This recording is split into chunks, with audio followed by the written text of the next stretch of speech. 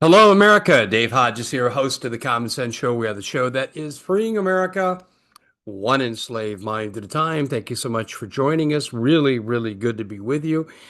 I got to tell you, there's more and more coming out about threats to our infrastructure for vital survival resources, namely power and water. We're going to revisit the Ogallala water aquifer. We found out more information. I happened to interview someone I've known for decades who's a farmer, a very successful farmer, and he really gave me the good lowdown on the data that I found, and he confirmed most of it. The rest of it, he made me think he's probably right. We're going to go through all of this, but let me just share this with you. If you take a major water supply connected to vital food resources and you take away the water supply, you're producing the conditions for famine. There's no way it's not fear mongering. It's a fact of life. When rivers have moved and dried up in the past, people had to move, and starvation was part of the problem. History is replete with these examples. We're looking at the beginning of such an example. There are some solutions, painfully expensive, but we have a problem. We have a big problem with the Ogallala water aquifer, and we're going to get into that right here on the Common Sense Show. But we want to talk to you about a sponsor that you're going to need as we move forward. If we go into real serious resource deprivation because of the war and the debt and other things, proper health care is going to be an issue. Do you think the healthcare companies are going to be more generous with their service or more insistent on denials?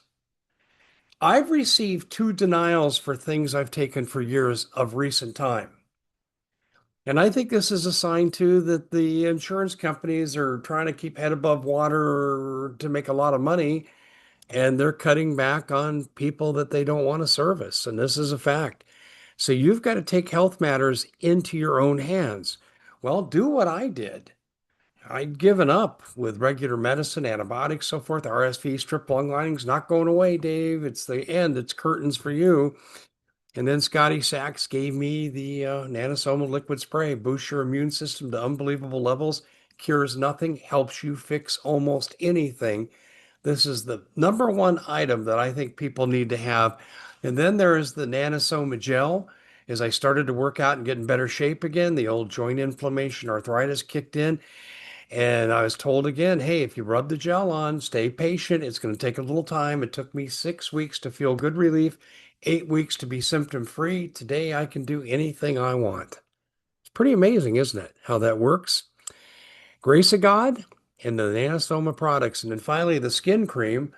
Fine lines and wrinkles, true. But the reason I really like it is because of cuts and burns, and I've utilized it, and it's amazing in its healing properties. Together, this is the 3 pack, 15% off.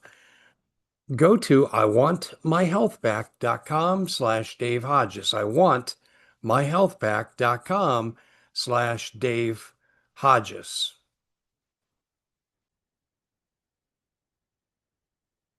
Metaphorically, I'm literally and figuratively drowning in debt, play on words intended. We are looking at elements of the Ogallala water aquifer drying up. Now, it's not happening equally in all 8 states. This 8 state area starts in Texas, ends in South Dakota. And it includes obviously the states that are north of that, Kansas, Nebraska, Colorado, Wyoming, New Mexico. Okay, so you get all those states, Oklahoma. So you got over 45 million people affected. That's where they get their drinking water. If you see here, this drought-ridden farm field is soon going to be the future. We're seeing two things happen simultaneously to cause this. Number one, drought conditions. Number two, we have a finite water supply that we're draining. And let me explain this to you here. The South Platte and two other rivers have cut a wedge to keep the Ogallala water aquifer from getting replenished from snow runoff. So it's become a finite underground sea that is totally self-sustaining. And the only way it can expand is with the snow and the rain that falls on top of it. Well, generally speaking, for every inch of rainfall, we're using about a foot of water. Now, that's averaged through the entire aquifer. It's not each individual place that's that differential. It's less in northeastern Colorado and the panhandle of Nebraska than it is in the panhandle of Texas. But overall, it's 1 inch to 12 inches. And it's been depleting now for about 70 years. Thousands of farms are at stake. This is the breadbasket of America. Now, in Colorado, you're probably looking at a couple of decades from what I've been told by the farmers. Farther down that chain into Oklahoma and Texas, you got a big problem. And the big problem is we don't know how much is left for sure. Estimate maybe a couple of years to 8 years. This is what you hear in these areas in the panhandle of Texas and to reaches north. And what we're seeing too is beef supply is diminished.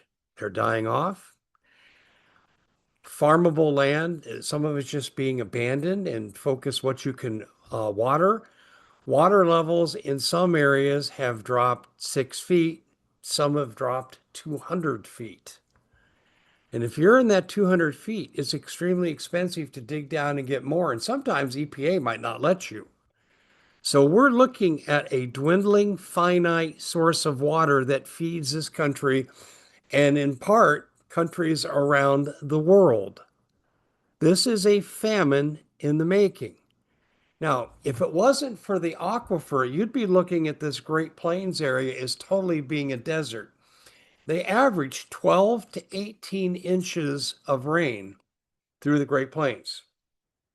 12 to 18 inches. That's Phoenix, Arizona. This is a desert. And that's what it's going to become, a major catastrophic dust bowl if this trend continues. Now, here's something we're doing that makes no sense. And we should be very upset if we don't want this whole region to look like what I'm buried in here. Data centers coming in and gulping gallons, millions and millions and millions of gallons of water, further depleting. Why are we allowing privatized data centers to build in drought-ridden areas?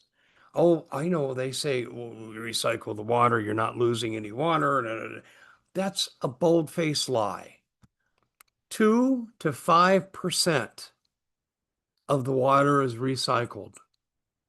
It's a token effort to placate the criticism.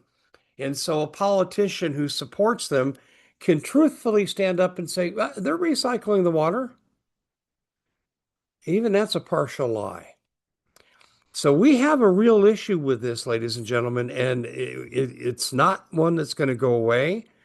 Now, for some of you, this will be a problem for your kids, maybe your grandkids, but it's going to be a major problem.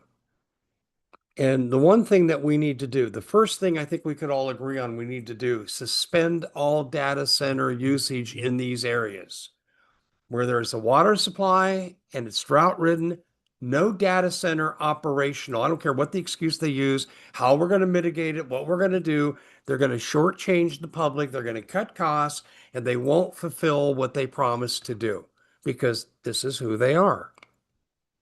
Do we all agree that this needs to happen?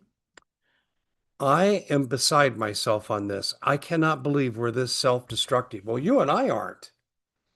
And you got politicians that are for sale, and you got people that want to make money on the data centers and fulfill their mission of using and training AI based on the data they get from us. And they don't care about you.